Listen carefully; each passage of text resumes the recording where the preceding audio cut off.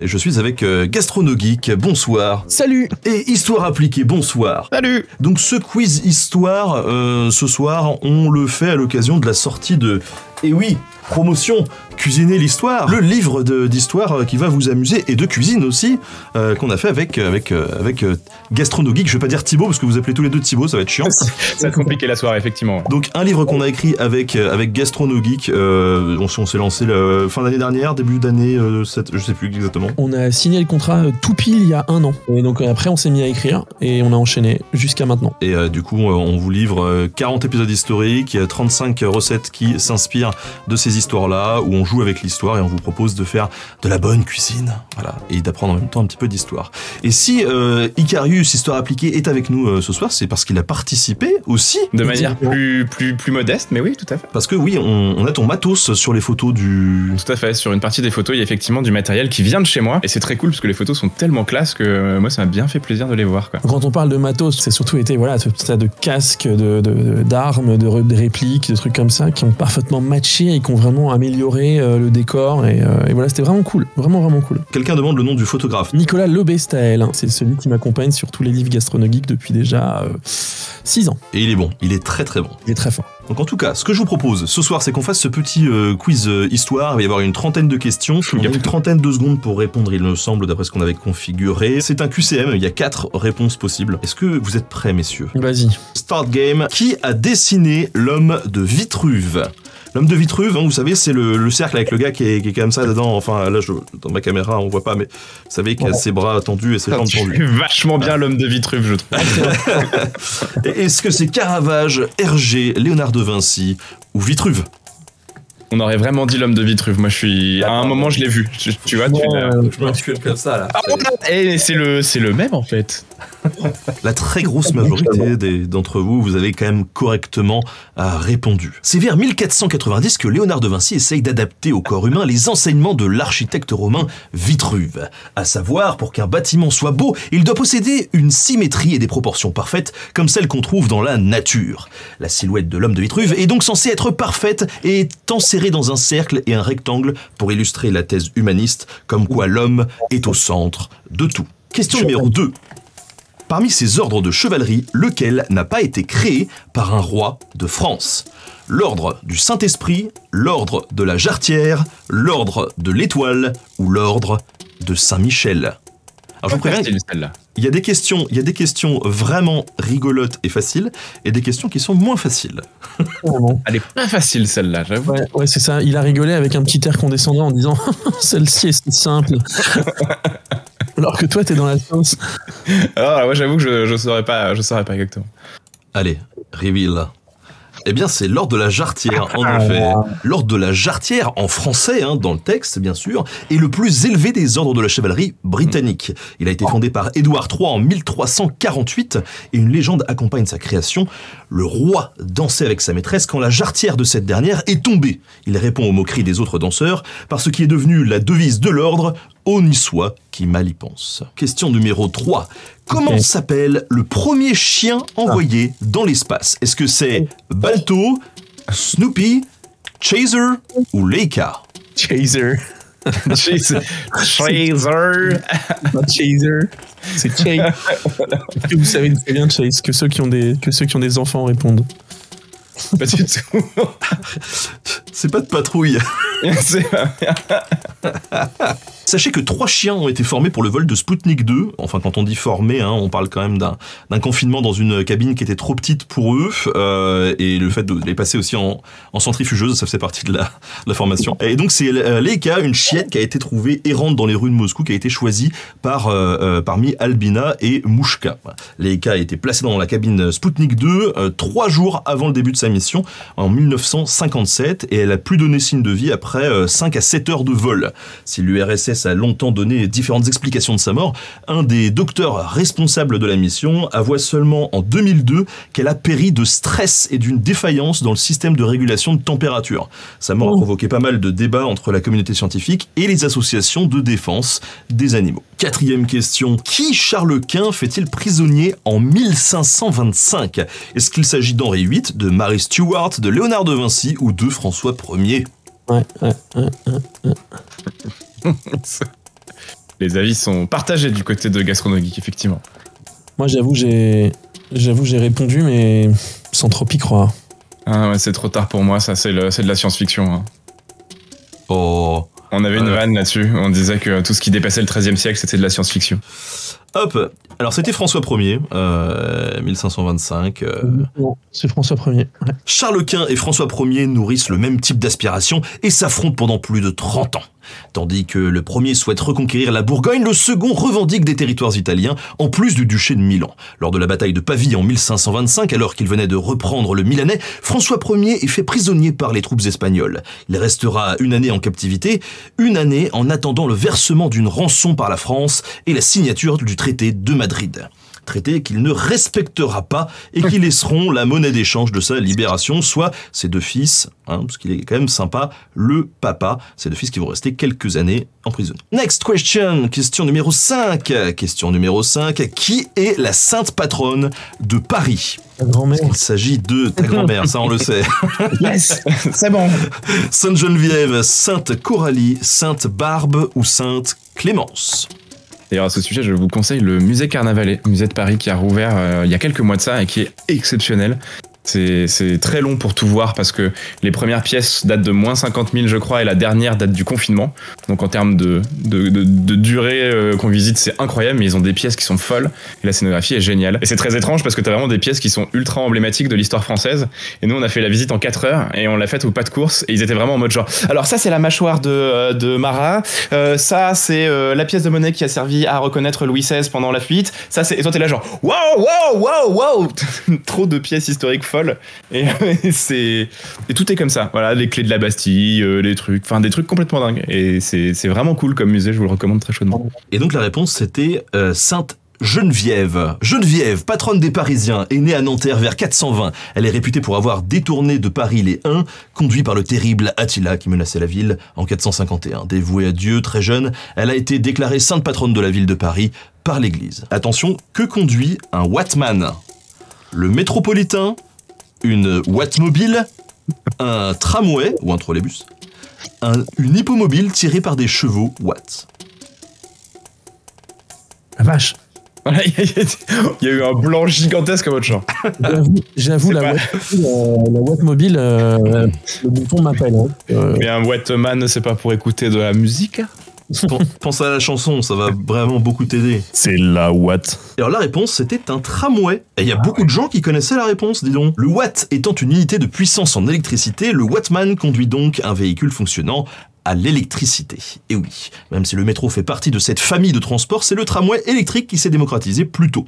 Il faut dire que c'était moins relou de construire des rails sur des voies déjà existantes que de creuser des tunnels. On parle donc de Wattman pour les conducteurs de tramway ou de trolleybus, mais simplement de conductrices, conducteurs de métro dès l'apparition de ces deux modes de transport en commun à Paris vers la fin du 19e siècle. Donc Wattman qui devient conducteur de métro.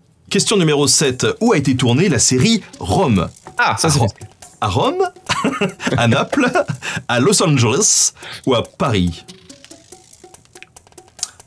Paris, Texas. Attendez, parce que tu as dit qu'on n'a pas le droit d'utiliser Wikipédia. Donc j'utilise pas, mes mains sont disponibles et visibles. Ouais, mais ta femme, ça compte pas. Et on peut me lire. À quoi je te sers là? Putain. Là, je clique tout de suite, mais c'est parce qu'on a 30 secondes. Avec malheureusement la plupart des décors qui ont brûlé. Qui a occasionné en partie l'arrêt de la série. Ah ouais? Tu savais pas ça? Ah non, je ne savais pas. La série Rome a été donc tournée dans les studios italiens de Cinecittà et il y avait énormément de décors, de costumes et de choses comme ça et une très grande majorité a brûlé et en fait les coûts pour reconstruire étaient tellement élevés que c'est en partie ça qui a décidé de ne pas continuer la série, qui n'est peut-être pas un mal puisque les 2 saisons sont exceptionnelles et que la continuer plus loin aurait peut-être créé des problèmes. Toutefois, il faut savoir que les décors restants ont servi de décor au livre 6 de Kaamelott, si je ne m'abuse, celui qui se passe à Rome, justement. Ce sont les mêmes décors qui ont été utilisés. Que signifie le nom de Charlemagne? Charles, mais juste un petit peu plus stylé. Charles le Grand, Charles en retard ou Charlot? Et là, franchement, je trouve que c'est hyper difficile, ces questions. On est quand même sur un truc... bon, c'est solide, quoi. C'est solide.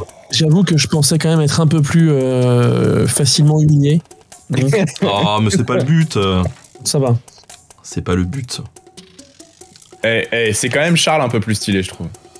Charles un peu plus stylé, mais c'est vrai. Né Charles, on ne sait pas si le roi des Francs avait hérité de la stature de son papa Pépin le Bref. Cependant, le petit Charles s'est pas mal débrouillé car ses faits d'armes et ses talents de stratège lui ont valu d'être surnommé le Grand, du latin Carolus Magnus, et de devenir, pour la postérité, Charlemagne. Voilà. Dans quelle ville se trouve le château de Chenonceau? Est-ce que c'est à Soulvache, à Chenonceau avec un X, à Orléans ou à Chenonceau sans le X?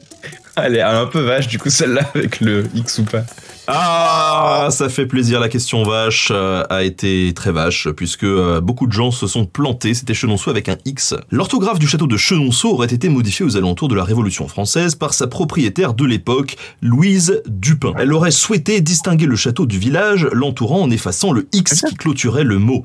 Cette même propriétaire a sauvé le château en prouvant qu'il était sorti du domaine royal avec Diane de Poitiers, et cette modification a probablement participé à épargner le monument des révolutionnaires. Merci Diane de Poitiers. Alors, sur 30 personnes, combien de femmes ont-elles été à la tête du musée du Louvre? Est-ce que c'est 3? Est-ce que c'est 0? Est-ce que c'est 11,5%?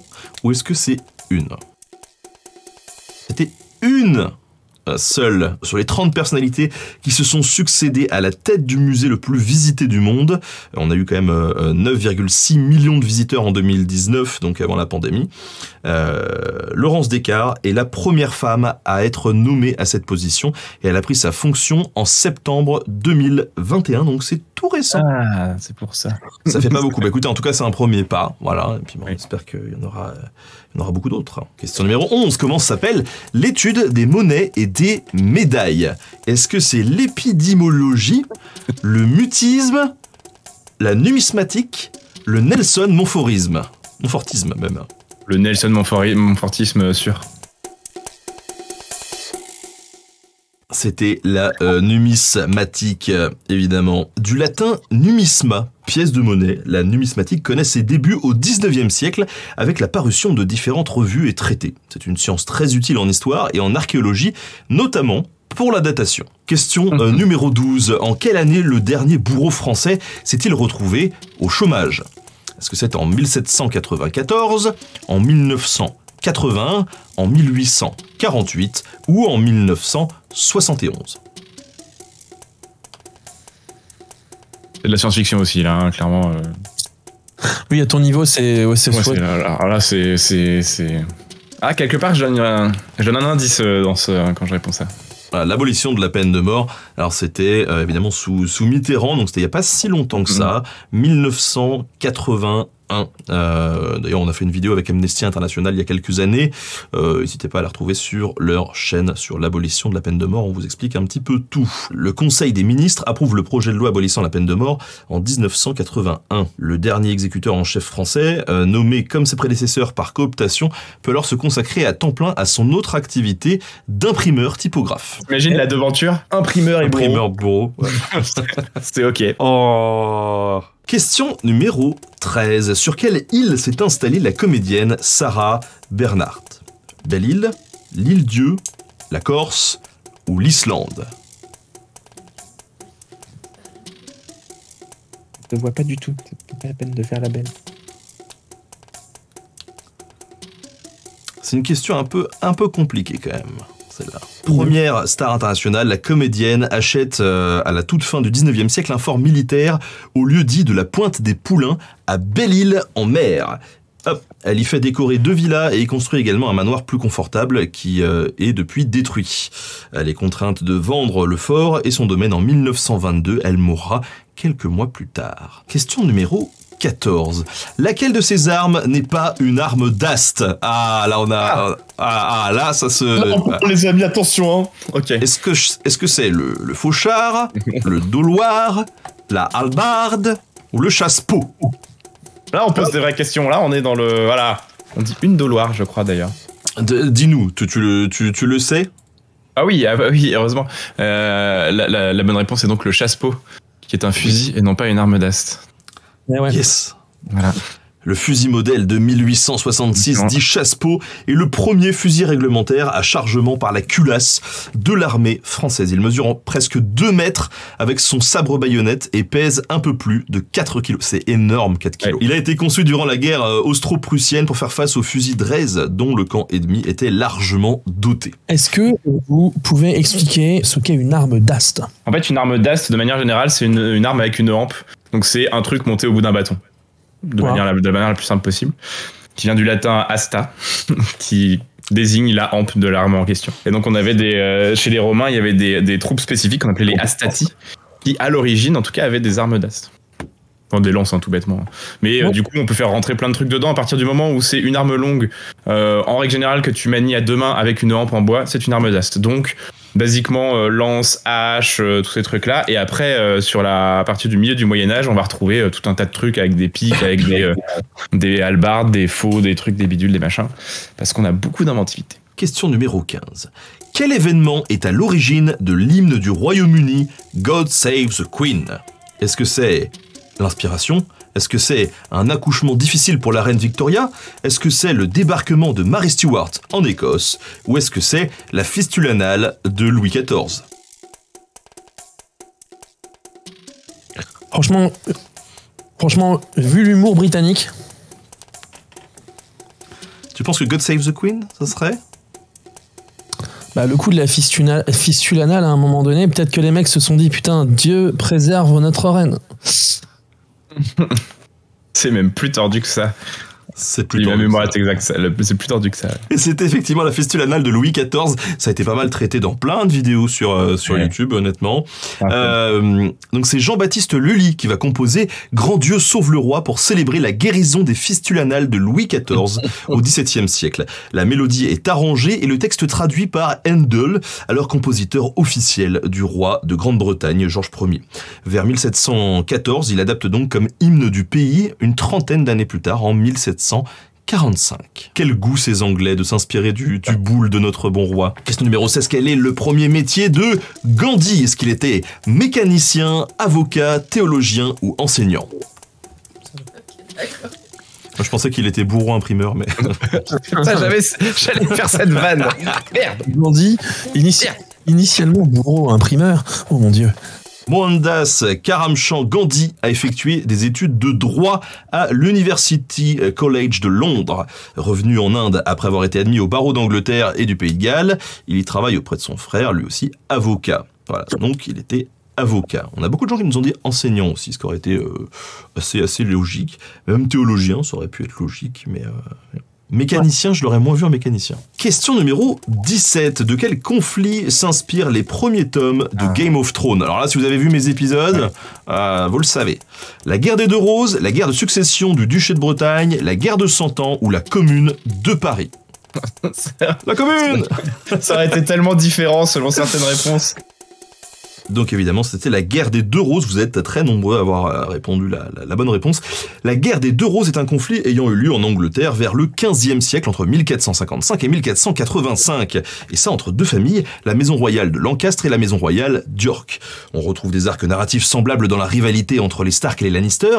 Et si c'est la mort de Robert Baratheon et sa succession qui pousse le royaume des Sept Couronnes à la guerre civile, en Angleterre, c'est le décès du roi Édouard III qui ouvre les hostilités entre les familles de son troisième et de son quatrième fils. Question 18. Quel est le nom du papier-monnaie créé en France après la Révolution? Est-ce que c'est le billet, l'assignat, le mandat ou le papier-monnaie français? C'était l'assignat. Après la chute de la monarchie, la situation financière du pays est préoccupante. Il faut trouver de l'argent, et vite! Talleyrand propose alors de confisquer les biens du clergé et, grosso modo, de les vendre. On crée des billets assignés qui divisent la valeur d'un bien en assignats. Après la vente des assignats et des parts d'un bien, l'argent rentre dans les caisses de l'État. Quand toutes les parts sont vendues, les assignats sont détruits après remboursement. Comme les biens sont vendus par fraction et de façon indirecte, les rentrées d'argent dans les caisses publiques sont plus rapides. L'expérience est malgré tout un échec et en 1796, l'assignant est abandonné au profit du mandat territorial. Question numéro 19. Quel est le surnom de Mussolini? Est-ce que c'est le Duce, le Dux, le Moumou Le Ben. Le Ben. Ouais, Ben Mussolini, ouais, je le connais bien, ouais. Tout à fait, ouais. Ok. Putain, ça chauffe. Hein. J'avais pas lu les questions, sinon j'aurais modifié le truc. Question de Madame Pichon de Paris. Quel était le surnom de Mussolini? Non, vous êtes très nombreux à avoir eu la bonne réponse, effectivement, le Deutsche, DECE, et tous ceux qui ont mis Ben, là, je sais qui vous êtes. J'ai les logs. Je sais qui vous êtes. Du latin Dux, D-U-X, du coup, guide, qui dans son sens politique, le surnom de Duce est plus courant pour les leaders de la gauche italienne lors de l'ascension de Benito Mussolini au pouvoir. Par la suite, il s'octroie officiellement le titre de Duce du fascisme, et en le cumulant à celui de chef du gouvernement sous la monarchie avant d'être appelé Duce de la République. Je sais pas comment ça se prononce, donc je dis Duce comme ça. C'est ça. Il me semble. Next question, question numéro 20. Que se passe-t-il le 18 juin 1940 ? Einstein reçoit le prix Nobel de physique. Ou l'appel du général de Gaulle. Ou la naissance de Benjamin Briot. Je sais, je fais jeune. Ou le début des tickets de rationnement. Ah, c'est donc ça. Il y a sûrement une causalité entre la naissance de Benjamin Briot et le début des tickets de rationnement, je pense. Mais en l'occurrence, je suis né le 18 juin.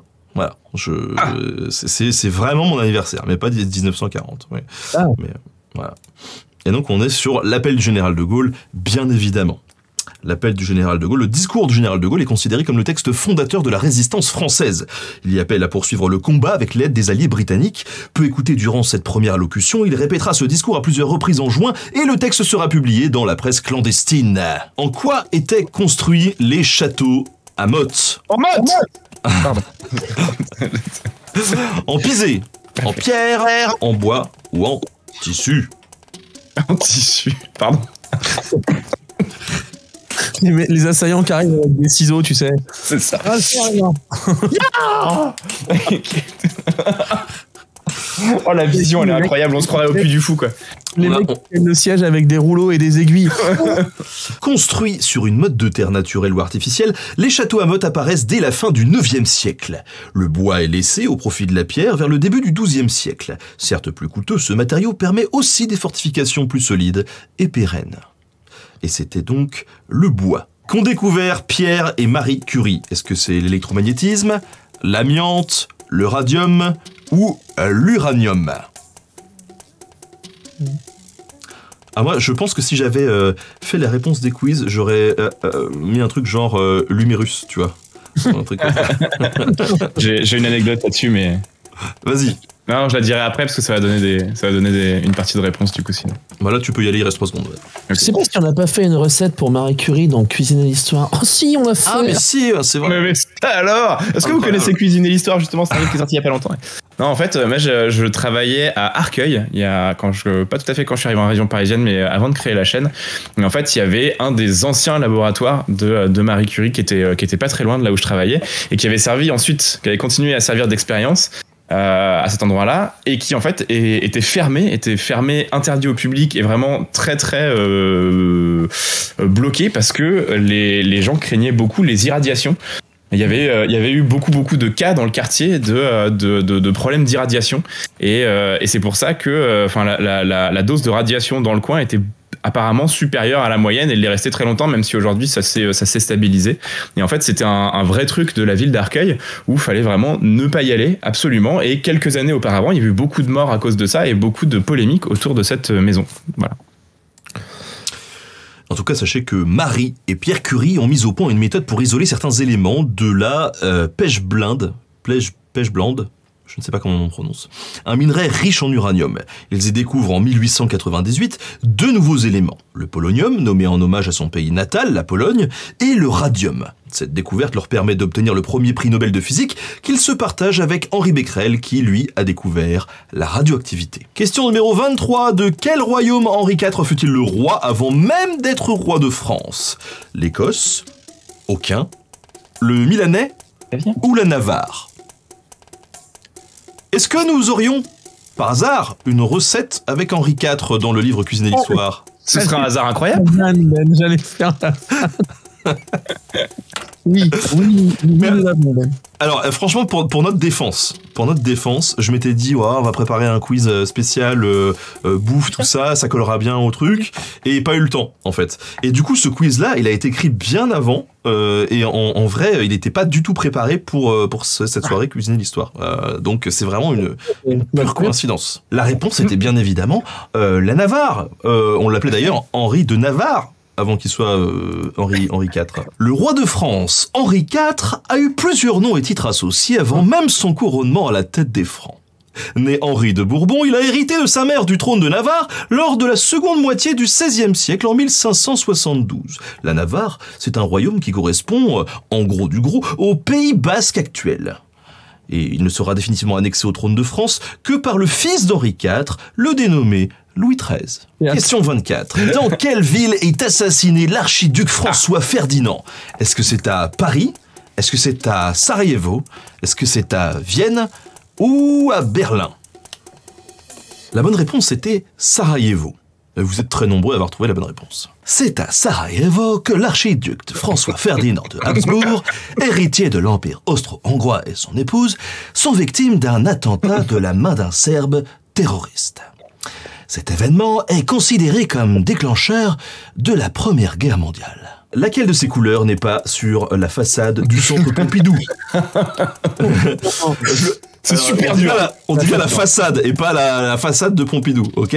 Le violet, le bleu, le vert ou le jaune? Ça dépend de son état de conservation, je suppose. Ça, c'est une question. J'étais hier. Si t'es pas parigo, c'est compliqué. Hein. Ouais, c'est compliqué. Faut être parisien et y passer souvent, parce que sinon, c'est pas Les Parisiens, moi je suis passé devant tous les jours pendant des années, et je t'avoue que j'ai jamais levé les yeux.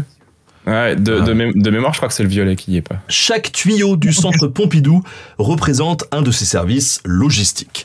Les tuyaux bleus pour la clim, les verts pour l'eau, les jaunes pour l'électricité, le blanc pour le refroidissement et enfin le rouge, les escaliers et ascenseurs. Rien n'a été signifié en violet. La construction de ce musée d'art moderne et contemporain a fait l'objet d'un concours international d'architecture remporté par des architectes italiens soutenus par un ingénieur britannique. Next question 26.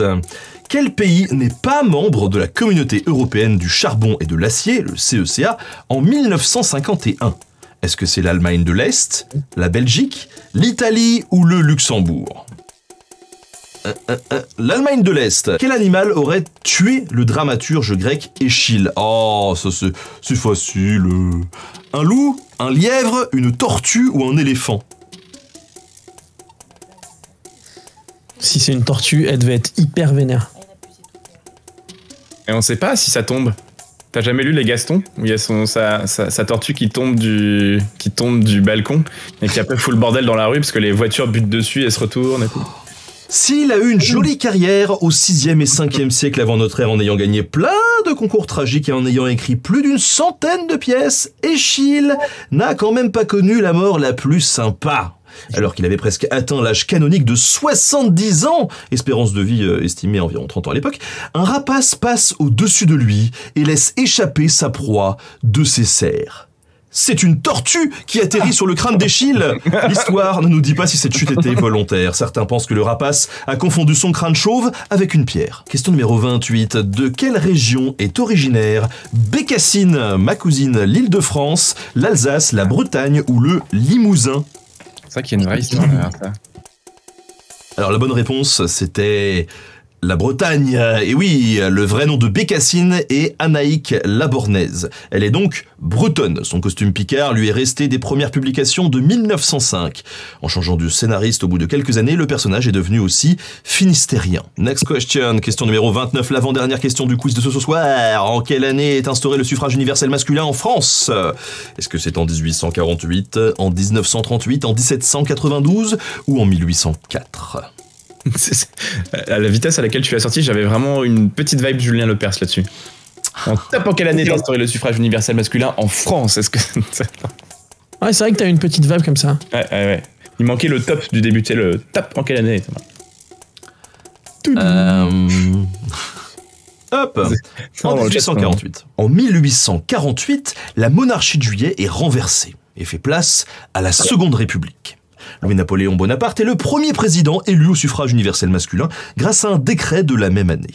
Les électeurs doivent avoir au moins 21 ans, jouir de leurs droits civils et politiques et résider au minimum 6 mois au même endroit.